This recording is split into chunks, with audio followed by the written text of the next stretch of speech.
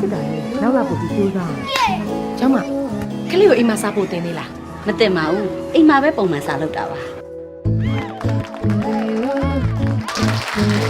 ကျောင်းမကလေးကတခြားဘာတွေထပ်စားသေးလဲ မစားပါဘူးပုံမှန်စားပါပဲ Horlicks ပါလားကျောင်းမပြောတော့ပုံမှန်စားပဲဆို ဟုတ်တယ် Horlicks ကနေ့စဉ်ပုံမှန်အစာအာဟာရတစ်ခုပဲလေကျောင်းမသိမယ်လို့ထင်နေတာတို့ကလေးရဲ့ကြီးထွားဖွံ့ဖြိုးမှုအတွက် Horlicks ကိုယုံကြည်စိတ်ချတယ်